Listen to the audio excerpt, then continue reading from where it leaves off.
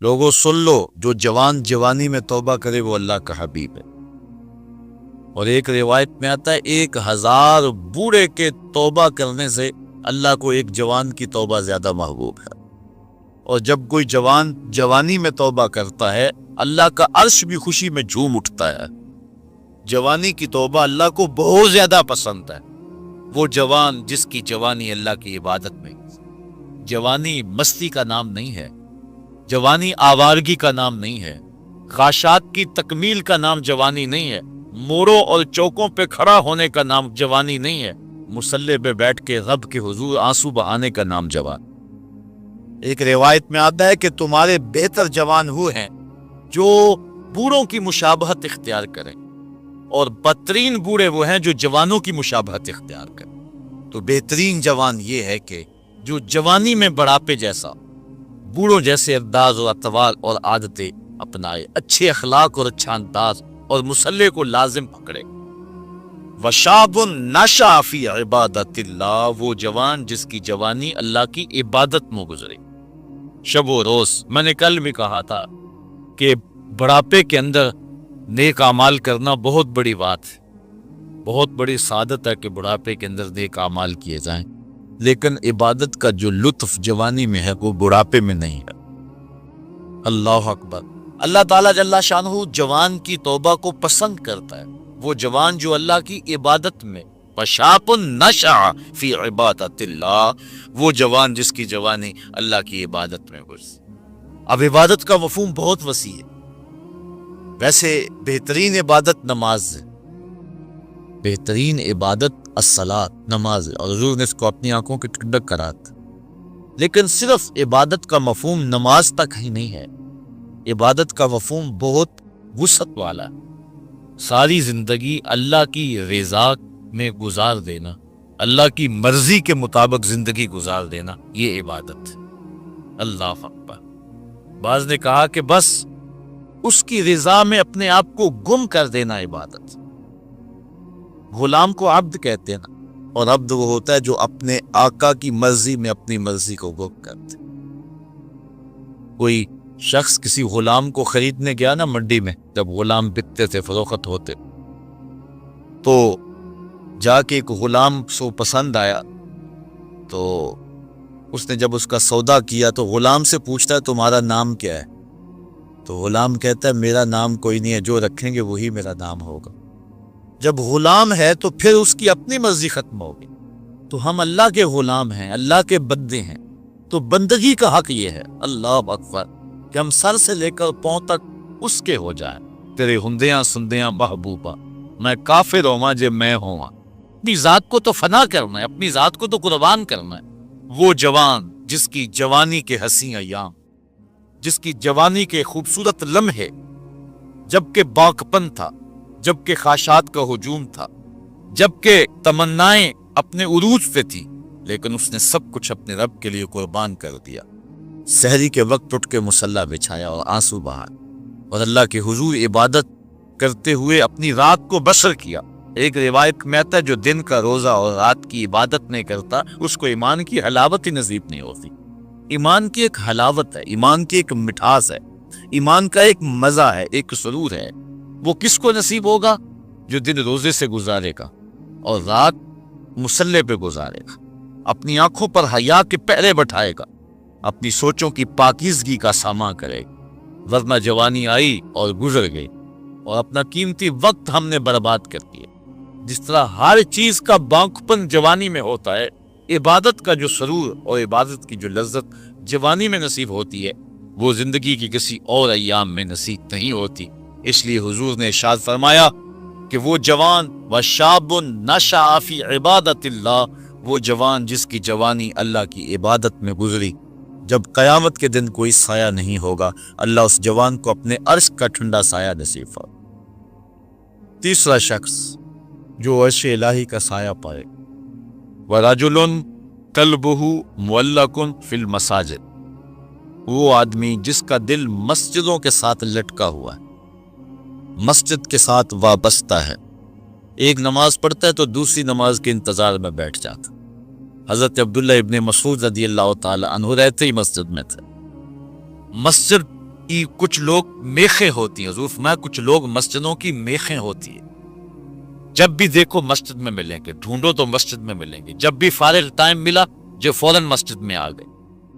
فرمایا اگر وہ بیمار پڑ جائیں اور مسجد کی حاضری سے قاصر ہو جائیں تو اللہ کے کچھ فرشتے ہیں جو ان کا حال پوچھنے کے لیے ان کے گھروں میں جاتے ہیں، ان کی تیمارداری کے لیے جاتے ہیں.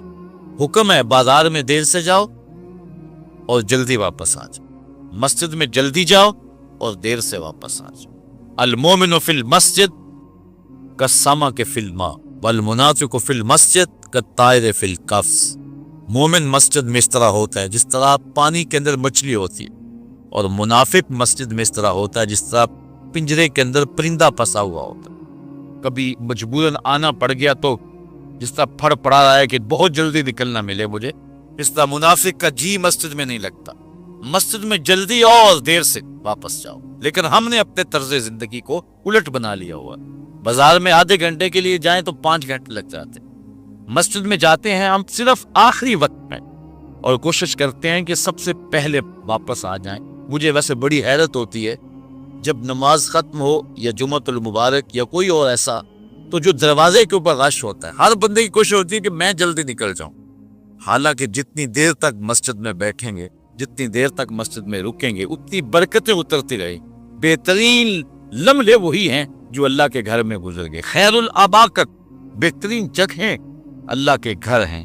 مسجد کی آبادی اور مسجد کی ستھرائی اور صفائی اور مسجد کی تعمیر و تزئین کے لیے جو لوگ وابستہ ہوتے ہیں بہت بابرکت لوگ ہیں. حضور نے فرمایا من بنا للہ کے مسجدن بن اللہ لہ بیتن فی الجنہ. جس نے اللہ کی مسجد بنائی اللہ اس کے لیے جنت میں گھر بنا دے گا. کتنی بڑی سعادت ہے اس شخص کے لیے جو اللہ کے گھر کو تعمیر کرتا ہے.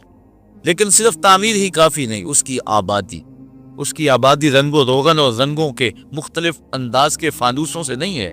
مسجد کی آبادی نمازیوں سے. نمازی ہوں گے مسجد آباد ہوگی. مسجد تو بنا دی شب بھر میں ایمان کی حرارت والوں نے، من اپنا پرانا پاپی تھا برسوں میں نمازی بن نہ سکا. جو مسجدوں کو آباد رکھتے ہیں، جن کے دل مسجد کے ساتھ لگے رہتے ہیں. ایک بوڑھی خاتون تھی، وہ مسجد نبوی میں صفائی کیا کرتی تھی. یہ ہم نے بھی بچپن میں دیکھا ہے کہ بوڑھی عورتیں مسجدوں میں آ کے جھاڑو دیا کرتی تھی. اب تو وہ تصور ہی ختم ہو گیا اور اب ہم یہ چیز نہیں دیکھتے ہیں. وہ ایک زمانہ تھا کہ سدنے کہولت کو پہنچی ہوئی عورتیں، ظاہر ان سے پردے کے حکام بھی ساقط ہو جاتے، تو ایسی عورتیں عموماً جب صبح مساجد سے بچے پڑھ کے چلے جاتے تھے تو وہ مسجدوں میں آتی تھی، اور ہم نے اپنی آنکھوں سے دیکھا ہے کہ وہ مسجدوں کی صفائی ستھرائی کیا کرتے. نمازی بھی آتے تھے، وہ کوشش کرتے تھے. کچھ لوگ پہلے آ جاتے تھے کہ مسجد کی صفائی کریں، کچھ لوگ ویسے کوئی تنکا پڑا اس کو اٹھا کر کے کوئی نہ کوئی ذمہ داری لے لیتے تھے. یہ مسجدوں کے اندر جو اب خادم رکھے گئے ہیں، اس کو ہم جو تنخواہ دیتے ہیں وہ ہمارا حصہ تو پڑ گیا اس کے اندر، لیکن آج خود بھی اگر کبھی مسجد کی صفائی کا اہتمام کریں اور انتظام کریں تو یہ ایک ایسی چیز ہے جس سے دل ستھرے ہوتے ہیں. جو اللہ کے گھر کو صاف کرتا ہے اللہ اس کے دل کو صاف کر دیتا. تو وہ بوڑھی خاتون تھی، مسجد نبوی میں آتی تھی اور مسجد نبوی کی صفائی کرتی تھی. ایک دن حضور نے فرمایا کتنے دن ہو گئے ہیں میں اس بوڑھی خاتون کو دیکھ نہیں رہا. صحابہ نے عرض کی حضور وہ تو فوت ہو گئی. تو فرمایا کہ تم نے مجھے بتایا نہیں. عرض کی حضور آپ مصروف ہیں کار نبوت میں، ہم نے سوچا کہ ایک عام سی خاتون ہے، ہم نے اس کا جنازہ پڑھا اور اس کی تدفین کر دی اور آپ کو نہیں بتایا. حضور فرمایا تم نے اس کو عام سمجھا ہے جو اللہ کے گھر کی صفائی کیا کرتی تھی؟ فرمایا مجھے بتاؤ اس کی قبر کہاں ہے.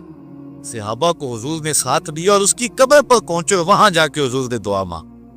جو اللہ کے گھر کو صاف کرتی ہے اور اللہ کے گھر کی صفائی کرتی ہے، حضور علیہ السلام فرمایا وہ عام نہیں ہے، وہ سعادت مند خاتون ہے جس کو یہ سعادت نصیب ہوئی، یہ دولت نصیب ہوئی کہ اللہ کے گھر کو صاف کرتی.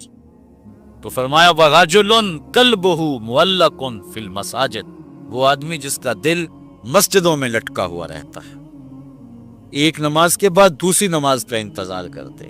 ایک روایت پہ میں نے کہیں پڑھا ہے کہ جب کوئی بندہ ایک نماز کے بعد دوسری نماز کا انتظار کرتا ہے اور مسجد میں بیٹھا رہتا ہے، اللہ فرشتوں کو کہتا ہے دیکھو میرا بندہ نماز پڑھ لیا پھر بھی نہیں جا رہا، دوسری نماز کے انتظار میں ہے، تم گواہ ہو جاؤ میں نے اپنے بندے کی مغفرت فرما دی۔ وَرَجُلٌ قَلْبُهُ مُعَلَّقٌ فِي الْمَسَاجِدِ، وہ آدمی جس کا دل مسجدوں کے ساتھ لٹکا ہوا ہے، مسجد کے ساتھ وابستہ۔ چوتھا شخص وَرَجُلَانِ تَحَابَّا فِي اللَّهِ اجْتَمَعَا عَلَيْهِ وَتَفَرَّقَا إِلَيْهِ، دو آدمی جنہوں نے اللہ کی رضا کے لیے آپس میں پیار ڈالا، ان کی محبت کا ذریعہ اللہ کی رضا تھی، جب وہ ملے تو اسی لیے ملے اور جب جدا ہوئے تو اسی لیے جدا ہوئے، ان کی محبت اللہ کی رضا کے لیے تھی۔ فرمایا قیامت کے دن جب کوئی سایہ نہیں ہوگا، ان دونوں کو اللہ اپنے عرش کا ٹھنڈا سایہ عطا کر۔ ایک بندہ اپنے ایک دوست کو ملنے جا رہا، دینی دوست، محبت پیار کا رشتہ اللہ اس کے رسول کی رضا کے لیے۔ حدیث میں آتا ہے کہ راستے میں بصورت انسان ایک فرشتہ اس کو ملا اور اسے پوچھتا ہے کہ کدھر جا رہے ہو؟ وہ کہتا ہے کہ میں فلاں بستی میں اپنے ایک دوست کو ملنے جا رہا ہوں۔ تو فرشتہ پوچھتا ہے تجھے اس سے کوئی حاجت ہے، کوئی کام ہے؟ وہ کہتا ہے مجھے کوئی کام ہے۔ کہا کوئی احسان ہے جس کے بدلے میں جا رہے ہو؟ کہا کوئی احسان ہے۔ کہا کوئی رشتہ داری ہے تیری اس کے ساتھ؟ اس نے کہا کوئی رشتہ داری۔ تو فرشتے نے بصورت انسان جو آیا ہوا تھا، حدیث میں آتا ہے، وہ پوچھتا ہے کہ پھر کس لیے جا رہے ہو؟ کہا بس اللہ کے لیے جا رہا ہوں۔ تو فرشتے نے کہا کہ میں تیرے رب کا فرستادہ ہوں، مجھے رب نے بھیجا ہے، تو اللہ کی رضا کے لیے جا رہا ہے اس شخص کو ملنے کے لیے اور کوئی مقصد نہیں ہے، تو اللہ تعالیٰ نے تجھے بھی بخشا اور اسے بھی بخشا۔ جو اللہ کی رضا کے لیے اسی شخص سے دوستی رکھتا ہے، پیار کے اور بھی بہت سارے ذرائع، رشتہ داری سے صلہ رحمی، دودھ کا رشتہ، خون کا رشتہ، کاروباری روابط، سیاسی روابط، غرض کے رشتے، بہت کچھ ہے، لیکن جب کسی سے ملاقات ہو، جب کسی سے تعلق قائم ہو تو وہ اللہ کے الحب للہ والبغض لہ، میرے پیار کا سبب بھی اللہ اور میرے کسی سے دشمنی کا سبب بھی اللہ۔ جب اللہ کی رضا کے لیے دو شخص آپس میں پیار کرتے ہیں تو حضور علیہ السلام فرماتے ہیں وہ اتنے خوش نصیب لوگ ہیں کہ قیامت کے دن جب سورج 1.25 میل پہ ہوگا اور کوئی جو ہے وہ سایہ نہیں ہوگا، فرمایا حضور نے کہ اللہ ان کو اپنے عرش کا ٹھنڈا سایہ عطا فرمائے۔ اتنی بڑی سعادت ان کو نصیب ہوگی جن کی رضا کا معیار اور جن کی جو ہے وہ محبت اللہ اور اس کے رسول کے لیے ہے، اور معیار ان کا یہی ہے الحب للہ والبغض لہ۔ پانچواں شخص اس کے بارے میں حضور نے فرمایا کہ وہ جنت کا سایہ پائے گا، وَرَجُلٌ دَعَتْهُ امْرَأَةٌ ذَاتُ مَنْصِبٍ وَجَمَالٍ فَقَالَ إِنِّي أَخَافُ اللَّهَ، ایک روایت میں ذات و حسب و جمال فقال انی اخاف اللہ، وہ شخص جس کو کسی عورت نے دعوت گناہ دی اور وہ عورت ذات و منصب و جمال، منصب اور جمال کی مالکہ تھی، صاحب اسب و نسب بھی تھی اور خوبصورت بھی تھی۔ اس نے عورت نے مرد کو لبھایا اور اپنے جال میں پھانسنا چاہا۔ اب جب قدموں میں حسن خود بچ رہا، پھر اپنے جذبات پہ قابو کون رکھے؟ لیکن اس جوان نے، اس شخص نے اس کی اس بات کے جواب میں کہا انی اخاف اللہ، تیری بات تو مان لیتا لیکن کیا کروں، رب سے ڈر لگتا ہے، اللہ کا خوف مجھے آتا ہے۔ حضور فرمایا وہ شخص جس نے یہ کہہ کے قدموں میں بچتے ہوئے حسن کی اس پیشکش کو مسترد کر دیا، کل قیامت کے دن جب کوئی سایہ نہیں ہوگا اللہ اسے اپنے عرش کا ٹھنڈا سایہ عطا فرمائے۔ جس طرح ایمان کی ایک حلاوت ہے، اعمال کی بھی ایک حلاوت ہے، ایک مزہ، ایک مٹھاس، لطف ہے، نیکی کی ایک حلاوت ہے، ایک سرور ہے نیکی کا جو بھی ایک مومن پاتا ہے۔ نماز کا اپنا مزہ ہے، روزے کا اپنا سرور ہے، حج کا اپنا ایک مزہ ہے، زکوٰۃ دینے کا اپنا مزہ ہے، ظاہر دو تو لطف اپنا ہے، مخفی دو تو اس کا مزہ اپنا ہے۔ اسی طرح باقی اعمال صالحہ کا پھر مختلف مواقع پر ان اعمال کی ایک حلاوت ہے، ایک مٹھاس ہے۔ گھر میں نماز پڑھو تو اس کی مٹھاس اپنی ہے، مسجد میں پڑھو تو اس کا سرور اپنا ہے، جامع مسجد میں پڑھو تو اس کا لطف اپنا ہے، اور اگر سین حرم میں نماز پڑھنے کا موقع مل جائے گا اس کا مزہ اپنا ہے، اور گنبد خضرا کی قربن میں نماز پڑھنے کا مزہ مل جائے، ریاض الجنہ میں لمحے مل جائیں اس کا لطف اپنا ہے۔ اس طرح روزے کا اپنا مزہ ہے، روزہ رکھنے کا لطف اپنا ہے، روزہ کھولنے کا مزہ اپنا ہے۔ بچوں میں بیٹھ کے کھولو روزہ تو اس کا بھی ایک اپنا سرور ہے، مسجد میں بیٹھ کے دوستوں میں بیٹھ کے روزہ کھولو تو اس کا مزہ اپنا ہے، کسی اللہ والے کی صحبت اور اس کے قدموں میں بیٹھ کے روزہ کھولیں اور اس کا مزہ اپنا ہے۔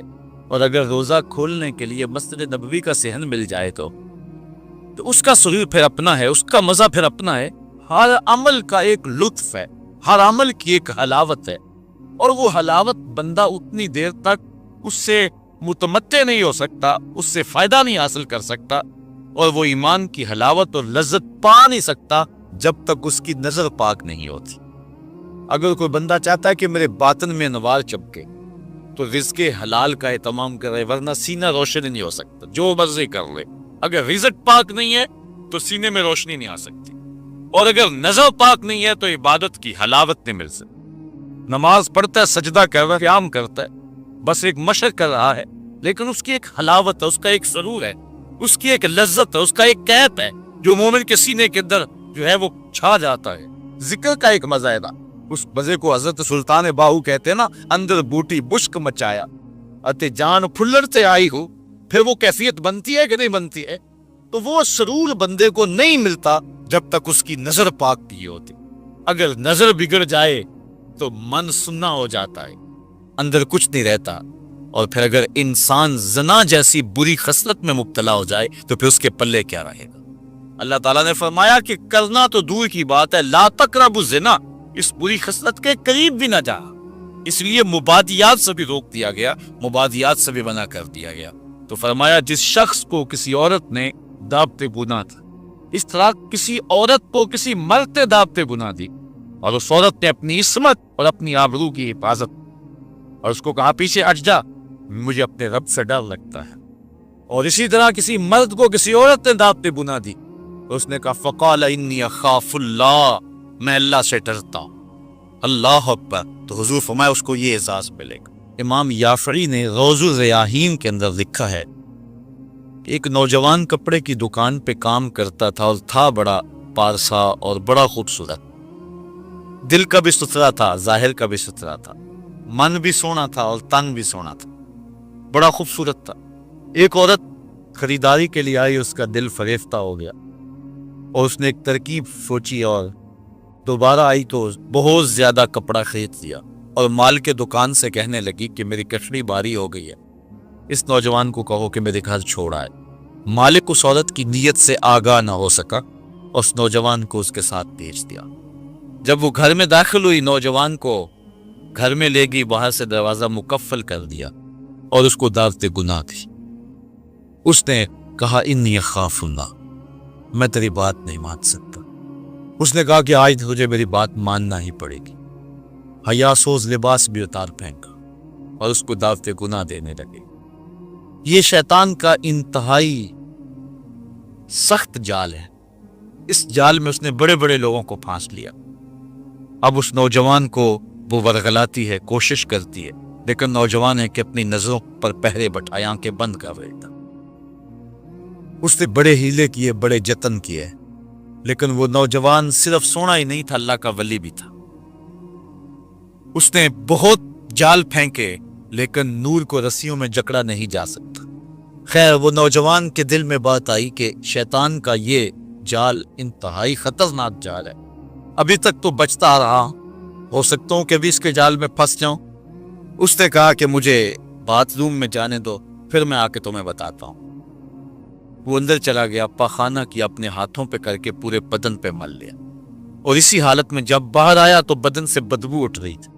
عورت کا سارا نشہ اتر گیا، دروازہ کھول دیا اس نے، کہا چلا جا، تو کوئی دیوانہ اور مجنون شخص ہے۔ جب وہ دروازے سے باہر نکل رہا تھا، دل ہی دل میں اللہ کا شکر ادا کر رہا تھا، مالک میرا تن گندا ہو گیا، من تو ستھرا رہا۔ کائنات کا سب سے حسین چہرہ وہ ہے جو جنسی کالک سے محفوظ بھی۔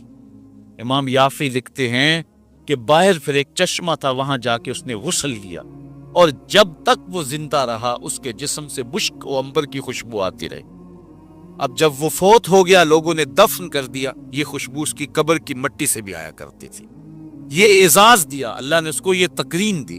بعض روایت میں اس کا نام مغیرہ بتایا گیا ہے کہ لوگوں نے اس کا نام مغیرہ بشکی رکھ دیا، کہ وہ مغیرہ جس کے بدن سے خوشبو آ رہا۔ تو فرمایا وہ شخص جس کو کسی عورت نے دعوت گناہ دی اور اس نے یہ کہہ کے قدموں میں بچتے ہوئے حسن کی پیشکش کو ٹھکرا دیا، فرمایا کل قیامت کے دن جب کوئی سایہ نہیں ہوگا، اللہ اس جوان کو اپنی عرش کا ٹھنڈا سایہ نصیب فرمائے۔ چھٹا شخص جس کے بارے میں حضور نے یہ وعدہ دیا، وَرَجُلٌ تَصَدَّقَ بِصَدَقَةٍ فَأَخْفَاهَا حَتَّى لَا تَعْلَمَ شِمَالُهُ مَا تُنْفِقُ يَمِينُهُ، وہ شخص جس نے صدقہ کیا اور اتنا خفیہ کیا کہ جو دائیں ہاتھ نے کیا بائیں کو اس کی خبر نہیں ہو، اتنا مخفی انداز سے صدقہ کیا، خیرات کی۔ پرانے زمانے کے اندر بزرگ چاندی یا سونا کسی کپڑے میں باندھ کر کے کسی کے گھر میں چھوڑ آیا کرتے تھے، کسی کے گھر میں پھینک آیا کرتے، یا کسی نابینے کو دے دیتے تھے، کلام نہیں اس سے کرتے تھے تاکہ ہم ظاہر نہ ہوں، ہمارا نام بھی ظاہر ہو۔ کھلا صدقہ کرنا اس کی ممانعت نہیں ہے، اس کا بھی اجر ہے اگر ریاکاری کی نیت دل کے کسی کوشے میں نہ ہو۔ لیکن یہ بات ذہن میں رکھیں کہ ریاکاری کی چالیں بہت باریک ہیں، بہت باریک، براہیمی نظر لے کر بڑی مشکل سے ملتی ہے، ہوس چھپ چھپ کے سینوں میں بنا لیتی ہے تصویر۔ جو ریاکاری کی چالیں ہیں وہ کالے پتھر پر کالے رنگ کی چونٹی چلے تو جس طرح وہ نظر نہیں آتی ہے، اس طرح ریاکاری کی چالیں بھی اتنی ہی باریک، بہت باریک، تو انسان کے اندر ریاکاری پیدا ہو جاتی۔ اگر ریاکاری سے بچے، اس کی نیت میں خلوص ہو، للہیت ہو، تو پھر کھلا صدقہ دینا بھی اجر و ثواب کا باعث ہے۔ جس طرح کہ آقا کریم علیہ السلام نے جہاد کے لیے فنڈ مانگا تو ایک صحابی نے جو ہے وہ عرض کیا کہ حضور میں اتنا پیش کرتا ہوں، اس نے پیش کیا تو اس کے دیکھا دیکھی باقی لوگ بھی جو ہے وہ اٹھ کھڑے ہوئے اور پیش کرنے لگے۔ حضور نے اس موقع پہ ارشاد فرمایا تھا، من سنّا فی الاسلام سنتاً حسنہ فلہ اجرہا، جس نے اسلام میں کوئی اچھا طریقہ رائج کیا تو اب اس کے دیکھا دیکھی جو بھی وہ کام کرتے رہیں گے اس کا اجر اس پہلے شخص کو نصیب ہوتا رہے۔ اگر نیت یہ ہے کہ میرے دیکھا دیکھی لوگ کریں گے تو پھر جو ہے وہ یہ خلوص والی نیت ہے، اس میں کھلا کرنے میں کوئی کباہت نہیں۔ میں کہتا ہوں کہ دو طرح کے لوگ ہوتے ہیں یہ فنڈز چندہ وغیرہ جو طلب کیا جاتا ہے۔ ایک ہے کوئی شخص کسی کو ذاتی طور پہ دے تو وہاں مخفی دینا بہتر ہے۔ کسی شخص کی ذاتی آپ مدد کرنی ہے تو وہاں یہ ہے کہ جو دائیں نے خرچ کیا بائیں اس کی خبر نہ ہونے پائے، کیونکہ اس سے کسی شخص کی عزت نفس مجروح ہونے کا اندیشہ ہے۔ لیکن جو اجتماعی مسائل ہیں جس میں کسی کی عزت نفس مجروح ہونے کا اندیشہ نہیں ہے تو وہاں آپ کھلا اس نیت سے کریں کہ باقیوں کو بھی ترغیب ہو جائے تو اس میں کوئی قباحت نہیں ہے۔ مثال کے طور پہ مسجد کے لیے فنڈ طلب کیا جا رہا ہے، کسی دارالعلوم کے لیے طلب کیا جا رہا ہے، آج کل یہ زلزلہ اور سیلاب زدگان کے لیے فنڈ طلب کیے جا رہے ہیں، اس میں اگر آپ کھلا دیں تاکہ باقیوں کو بھی ترغیب ہو، یا آپ 10 آدمیوں کو بتائیں یار میں نے اتنا کیا آپ بھی کریں لہٰذا ہم یہ کام کر لیں، تو اس میں قباحت نہیں ہے نیت کے اخلاص کے ساتھ۔ نیت بگڑ گئی وہ تو مخفی بھی کیا وہ بھی خراب۔ تو بات یہ ہے کہ صدقہ ظاہر کیا جائے یا صدقہ مخفی کیا جائے، دونوں بابرکت ہیں، لیکن ان میں افضل یہ ہے کہ انسان مخفی کرے۔ اور حضور فرماتے ہیں وَرَجُلٌ تَصَدَّقَ بِصَدَقَةٍ فَأَخْفَاهَا، کہ وہ شخص جس نے صدقہ کیا اور صدقہ اتنا مخفی کیا حتیٰ لا تعلم شمالہ ما تنفق یمینہ، جو دائیں نے کیا بائیں کو اس کا پتہ نہ چلا، دائیں ہاتھ کے صدقے کا بائیں ہاتھ کو پتہ نہ چلا، اس کو خبر نہ ہوئی۔ کتنا بڑا اعزاز حضور نے شخص کے لیے مقرر فرمایا کہ کل قیامت کے دن جب کوئی سایہ نہیں ہوگا، اس صدقہ کرنے والے کو اللہ عرش کا ٹھنڈا سایہ دے گا۔ اللہ کی راہ میں خیرات کرتے رہنا چاہیے، اور صدقہ دینے سے مال گھٹتا نہیں ہے، مال بڑھتا ہے۔ میں اس کی ایک مثال دیا کرتا ہوں کہ پرانے زمانے کے اندر کنویں ہوتے تھے، اب تو ٹیوب ویل آ گئے، ہینڈ پمپ آ گئے اور بہت کچھ آ گیا زمین سے پانی نکلوانے کے لیے، لیکن اس وقت کنویں میں ڈول ڈال کر کے جو ہے وہ پانی نکالا کرتے تھے۔ جب جدید آلات آ گئے تو کنویں کی ضرورت ختم ہو گئی اور لوگوں نے یہاں سے پانی لینا شروع کر دیا، چونکہ وہاں پانی حاصل کرنے کے لیے دقت زیادہ برداشت کرنا پڑتی۔ اب وہ کنویں کہیں آپ کو مل جائیں گے، مختلف دیہاتوں میں بستیوں میں آپ جائیں تو پرانے کنویں جو ہے وہ کہیں موجود ہیں۔ لیکن ان میں جھانک کر کے دیکھیں کہ ان کا پانی بہت نیچے چلا گیا اور بہت کم پڑ گیا. ان کنووں کو کسی نے بند نہیں کیا، لیکن اب پانی کہاں غائب ہو گیا؟ اصل بات یہ ہے کہ جب کنویں اپنا فیض باہر دیتے تھے، اللہ نیچے سے پانی بھی انہیں دیتا تھا. جب ان کنووں نے